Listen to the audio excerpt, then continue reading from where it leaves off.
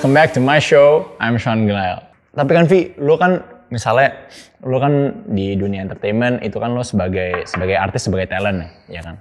Jadi kan lu kerja di sebuah entity atau sebuah orang dulu kan. Habis itu sekarang kan lu di Rans Entertainment ini lu udah jadi pendidik sendiri, lu udah sebagai leader dan lu udah sebagai icon untuk pekerja-pekerja lu juga kan. Maksudnya bukan hanya tim produksi atau tim, tapi kan lu entity Rans Entertainment itu sebenarnya jauh lebih banyak daripada orang pikirin ya kan. Gaya pimpinan lo itu tuh seperti apa sih? Gue ngerti kan untuk kecapaian lo kesana, lo ketemu banyak orang, lo belajar banyak dari orang. Again, tadi down to earth, everyone is nama semua lo ingat dan lain-lain. Tapi cara pemimpinan untuk dapat ambisi lo atau dapat mimpi lo itu, kan again, ekspektasi itu harus tercapai. Kerja tetap harus tetap kerja keras lo, ya baik pasti baik ya kan. Tapi pastinya juga keras kalau Raffi Ahmad. Karena gue tahu lo kan suka yang keras-keras ya kan. Tapi ya gimana sih lo bisa nge-build karyawan-karyawan lo untuk sama misi-misinya seperti lo sendiri dan juga gimana mereka bisa termotivasi seperti lo yang kerjanya benar-benar non-stop. Karena itu kan yang kita mau tahu sebenarnya. Sebenarnya kalau gue tuh punya prinsipnya semua murid semua guru menurut gue. Bisa jadi karyawan gue, temen gue, mereka bisa jadi guru buat gue pun bisa jadi guru buat mereka. Kita beradaptasi dengan sekarang perkembangan zaman. Udah nggak zaman lagi. Kalau sekarang lu bayangin aja mungkin zaman lu deh sama zaman gue udah beda. Mungkin zaman gue aja dulu bukan tipe yang orang tua. Wah sekarang kan lu sama bokap lu udah kayak friend, udah pasti kayak temen. Jadi lebih enak juga. Ya, tapi kan kecilnya ditata dulu. Ya pasti lah itu pasti. Kayak sekarang gue juga sama tim gue ya gue anggap mereka ya udah kayak keluarga kayak teman aja. Mereka juga bisa, apalagi gue ini kerjanya bukan di kantor. Ini kerjanya di rumah kayak gini loh. Ini rumah samping base camp. Jadi ya mereka udah bukan kayak karyawan tuh bukan kayak orang yang udah kayak keluarga aja. Anytime dia bisa masuk keluar ketok kamar gue udah. Tapi kan udah segitunya. Balik lagi kan kalau Andara tuh kan lo hampir ya seluruh Andara kan punya lo ya. Jadi lo gimana sih untuk maksudnya gimana lo bisa rangkul semua? Enggak, tapi maksud gue gini, dari 3 orang yang lo buat Rans Entertainment, gimana bisa lo sampai mengumpul seluruh Andara 4.000 orang atau 400 orang? Ya 400 orang lah, 400 orang yang di Andara itu untuk lo rangkul lo dan motivasinya kerja kerasnya tuh sama kayak lo, Vi. Sebenarnya gue cuman basicnya ngomong sama mereka, lu kalau mau sukses lo harus mau capek. Kalau lu belum mau capek, lu gimana mau sukses gitu. Karena ya gue capek gitu, kerja tuh capek, kerja yang bener tuh capek, mikir yang bener tuh capek, ngebikin sesuatu hal yang besar itu pasti capek dan butuh dedikasi. Gue selalu bilang sama mereka, gue aja bisa, gue tuh bilang sama tim gue, lu mau nyari gue jam 1 malam, jam 2 malam, jam 3 malam untuk pekerjaan yang memang harus dikerjakan, gue akan kerjain itu. Dan akhirnya tim gue sendiri, gue sampai bilang sama tim gue, lu mau datang ke kantor jam berapa aja, lu mau pulang jam berapa aja, suka-suka kalian. Jadi mereka akhirnya, lu mau ambil cuti hari apa aja, ataupun memang bisa jatah cutinya sekian, mau terserah. Jadi gue mengajarkan mereka bahwa lu bisa manage itu semuanya untuk kita bersama. Jadi gue gak pernah yang kaku gitu, gak pernah. Jadi gue bilang terserah, lu mau masuk kantor jam berapa aja, yang penting kerjaannya beres, tanggung jawabnya beres. Dan gue pun gitu ke karyawan gue, 24 jam, lu mau WA gue dalam keadaan gue masih sehat, masih bangun, dan yang paling urgent, gue akan ada. Jadi gue sama mereka ngeblend. Jadi kita bener-bener visinya adalah kita mau sukses bareng-bareng, kita harus capek bareng-bareng. Tapi bro, dengan momen kecapean lo itu, masa gini, ke momen titik-titik yang lo paling jatuh ya. Soalnya gue ada bro, gue 2020 itu tahun terakhir gue di Formula 2. Tahun terakhir gue itu last chance for me to go to Formula 1. Obviously, in that year, I had kayak dari 11 balapan pertama, gue 8 DNF bro. 8 DNF dari ya mechanical dan ada crash juga dan lain-lain. Dan itu kan ngejatuhkan ya mental pertama, dan kedua juga kayak kenapa sih gue gak dikasih opportunity untuk bisa showcase my own self gitu kan. Ya frustrasi lah akhirnya. Dan balapan ke-12-nya itu pas semuanya udah mulai jalan lebih baik, akhirnya ada collision dan abis itu aku retak ya kan. Jadi again gak ada opportunity untuk aku showcase sendiri. Dan dari situ jujur itu frustrasi dan uji mentalku di benar-benar diuji lah bro, ya kan. Dan sampai bawa ke kehidupan bukan hanya di karir saya tapi juga di kehidupan normal saya, ya kan. Akhirnya ya tahulah 2020 awalnya kayak gimana dan akhirnya gimana. Tapi dari itulah kan kita belajar semua gimana kita bangkit lagi, dan alhamdulillah di 2021 is one of my best years gitu. Dan untuk lo, titik lo turun itu di mana dan bagaimana sih lo bisa bangkit lagi seperti lo sekarang? 2 titik yang merubah hidup gue. Yang pertama, waktu gue umur 16 tahun gue kehilangan bokap gue. Jadi waktu itu pertama kali gue terjun di dunia entertainment 13 tahun, 14 tahun saat bokap gue lagi sakit-sakitan.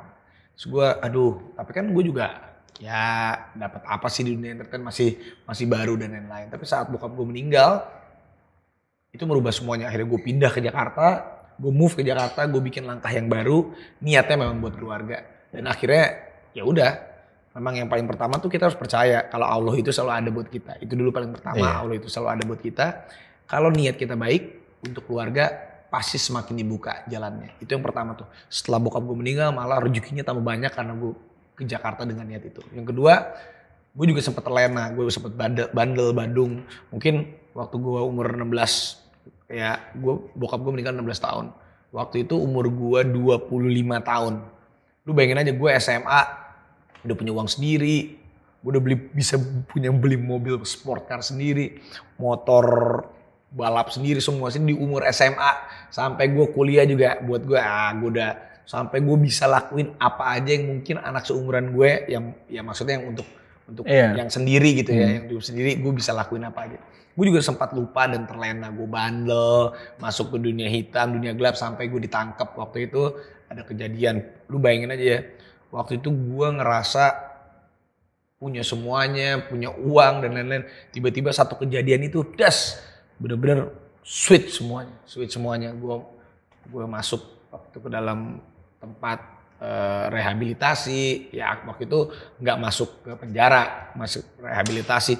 Dan gue cuma berpikir, gila, orang dulu percaya sama gue kalau gue ini baik karena kesalahan begini, terus gimana ya gue keluar dari rehabilitasi ini, apakah gue bisa kembali lagi kerja lagi, apakah orang bisa percaya lagi sama gue? Itu bener-bener gue down banget, Tapi family yang nguatin gue, temen-temen gue, semua temen-temen gue tuh akhirnya semangatin gue lagi. Semua teman-teman gue juga support untuk gue kembali lagi. Akhirnya gue bisa kembali lagi. Jadi itu dia, memang gak akan pernah bisa kita tuh sendirian. Pasti, makanya kita harus baik sama semuanya. Mau keluarga, mau temen yang jauh, temen yang dekat. Akhirnya saat kita terjatuh, mereka semua yang bantuin kita juga. Dan akhirnya udah, setelah gue balik kerja lagi, gak lama, hitungan 1 minggu, semuanya kembali lagi sama pekerjaan gue. Dan gue mencoba lebih baik lagi. Jadi intinya kita nggak usah pernah takut. Apapun itu kita hadapin, tapi dengan niat yang baik. Iya. If God puts you through it, He'll put you through it. Ya kan? Gila. Bahasa Inggris lu gue nggak bisa. Tapi emang gitu sih bro. Jadi justru kita harus berterima kasih sama yang namanya masalah. Kalau kita nggak pernah punya masalah, kita nggak pernah belajar dari. Kita nggak pernah belajar. Jadi berterima kasih sama masalah, karena masalah yang menjadi kita lebih dewasa lagi. Panutan. Anjir, kagak lah lu panutan lah lu. Enggak lah. Gue sih udah tinggal. Gue kalau 35 bisa kayak lu sih gue udah. Kebalik lah. Lu 20 kayak begini. Lu belum 30 udah begini. Enggak bro, jangan. Gue aja gak, wah lihat nih mobil ini. Enggak. Dan gue bakar rasanya. Oh mobil gue kebakar gara-gara abis sama dia. Gila. Iya gak bro? Gila sih. Tapi gue gak nyupir tuh mobil bro. Emang enggak. Orang kira tuh gue nyupir tuh mobil. Iya, gue gak nyupir tuh. Padahal yang nyupir siapa coba orang. Jadi waktu itu gue pakai mobil, lu pakai mobil Mercy lu, kan? Kameramen pakai mobil aku. Emang supir gue kagak ngerti kali, jadi gue panas kali. Dia nggak bisa dikejar kali.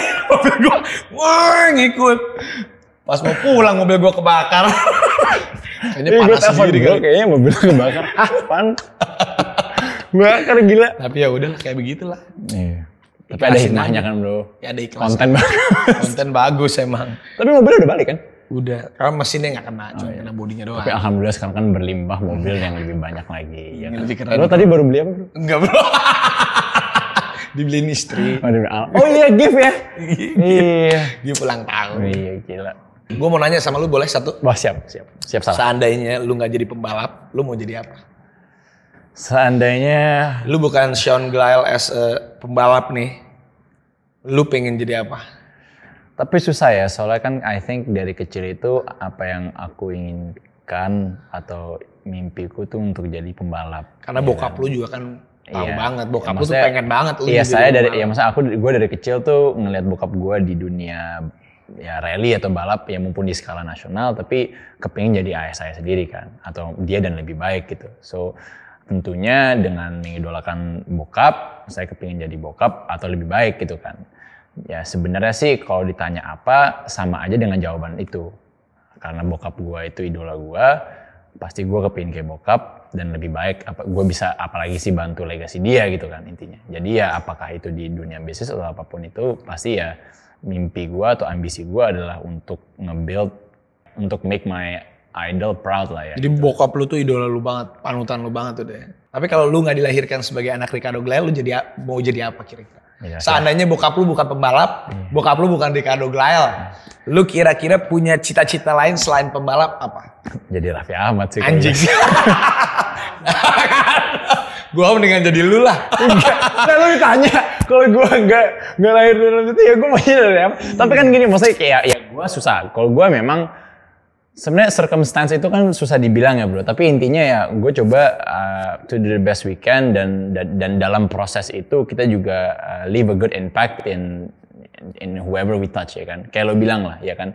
Dalam semua proses itu dunia entertainment, dunia sport, dunia perbisniskan di retail atau apapun itu, in the end of the day kan kita mau bikin semua itu happy ya kan. Yeah. Oke, in the end emang bisnis dan kita mau sukses pastinya ya kan. Tapi kan gini, gue juga jual ayam goreng sama nasi untuk bikin rakyat seneng juga kan makan itu kan. Sama aja lah bro. Lo jual entertainment lo untuk orang-orang senyum atau kan beda. Lo bukan hanya buat entertainment itu yang bikin orang stres. Beda bro, banyak yang kayak gitu juga. Untuk nyari clickbait, untuk nyari views, untuk nyari itu, tetapi dengan expense dari orang lain. Ngejatuhkan orang lain lah. Itu banyak juga yang kerja kayak gitu kan bro. Tapi rasa seorang Raffi Ahmad tuh gak pernah menjatuhkan orang. Ya pokoknya lu panutan gue lah bro. Enggak lah bro, lu panutan gue. Enggak. Gue kalau lahir jadi lu enak. Ciu, punya KFC. Gue mau bikin Rafathar Fried Chicken gimana?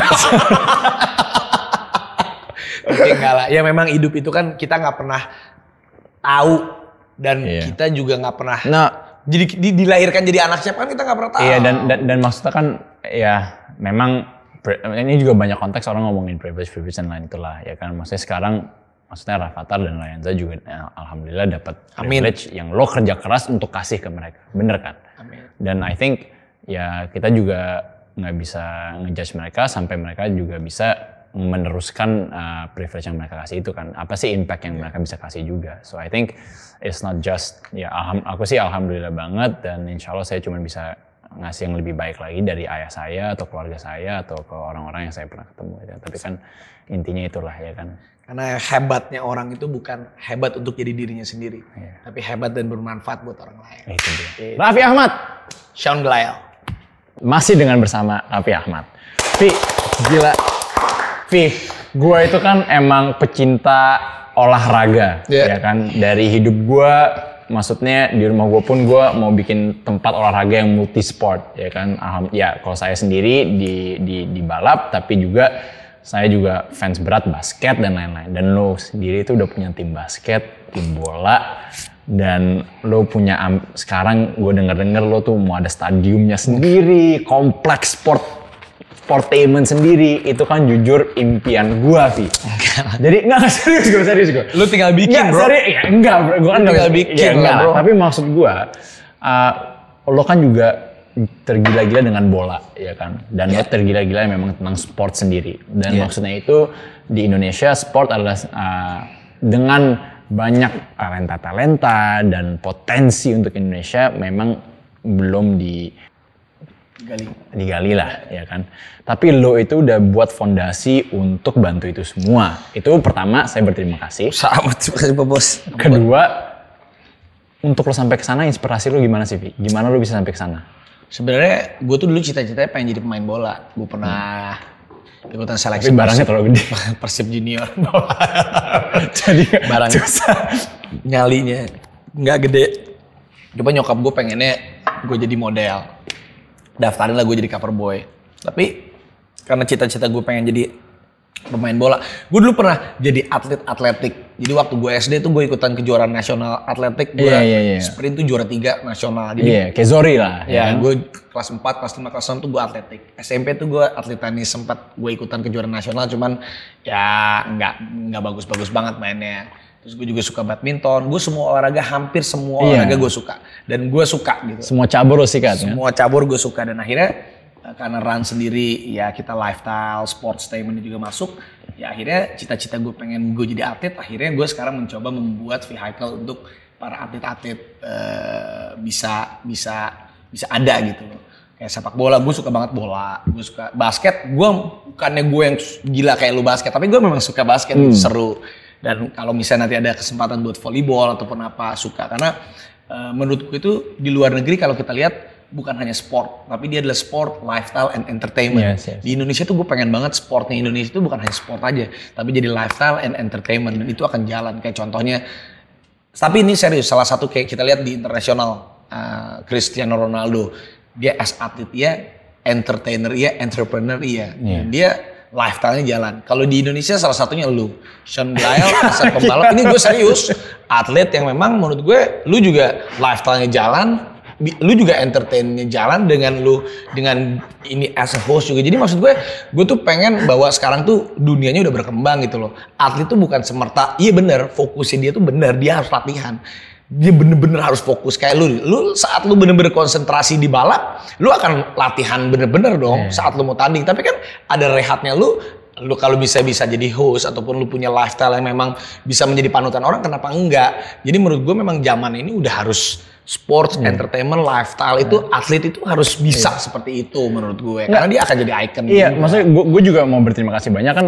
Again, lo udah tatarkan fondasi untuk itu semua. Maksudnya ya gue alhamdulillah udah bisa mencapai apa yang gue capai gitu ya, Vi. Tapi kan again, untuk mencapai ke sana gue lewatin misalnya bisa dibilang suka dukanya lah. Tapi ya again, infrastruktur di sini memang kadang-kadang kan tidak terlalu mendukung untuk itu semua sebagai atlet. Dan sebenarnya untuk kehidupan di atlet di nasional pun atau di Indonesia mungkin memang bisa dibilang agak tabu untuk sebagai atlet lah ya. Ya kan lo kalau kerjanya sebagai atlet itu masih bilang lo bakal jadi kerjaan apa atau lo udah masih sekolah apa gitu-gitu kan, ngerti kan? Iya, ngerti. Sedangkan kan kalau di negara-negara maju atau yang lain, atlet itu salah satu yang orang itu sebagai aset pertama dan one of the ways untuk jadi kerjaan sendiri gitu, tersendiri yang bisa membantu family-nya dan lain-lain ya kan. Contoh Amerika, Spanyol, China dan lain-lain ya kan.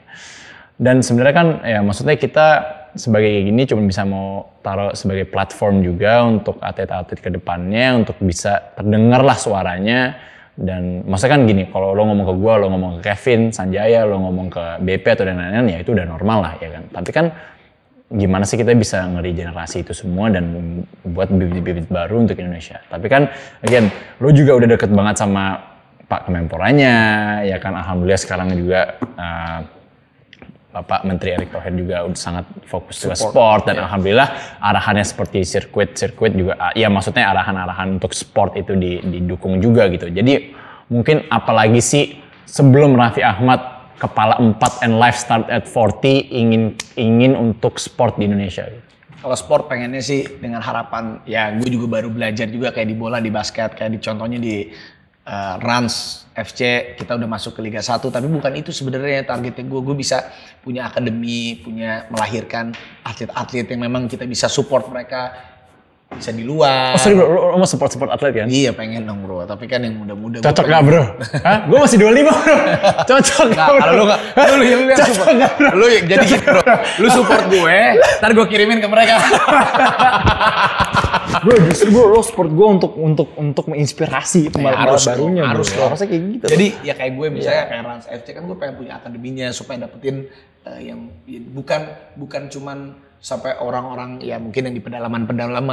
Mereka kan kalau kita punya kebanggaan lain gitu karena kita Indonesia, kita merah putih. Kayak atlet itu kan sebenarnya adalah kacamatanya ataupun ikonnya negara, aset negara. Soalnya bro, kapan gitu lagi lu mengharumkan nama bangsa dan denger Indonesia Raya kalau nggak di olahraga bro. Lu bayangin ya, gue ngelihat lu aja atau gue ngelihat Grace Poli kemarin bisa juara, itu aja kita aja kan pengen nangis. Maksudnya sebagai merah putih. Tapi lu sebagai temen deket gue nggak pernah nonton gue iya, bukan gitu bro, bukan di luar negeri bro. Gue kerjaan cicilan banyak bro. Nanti kalau gue udah lebih santai, gue pasti janji temenin lo.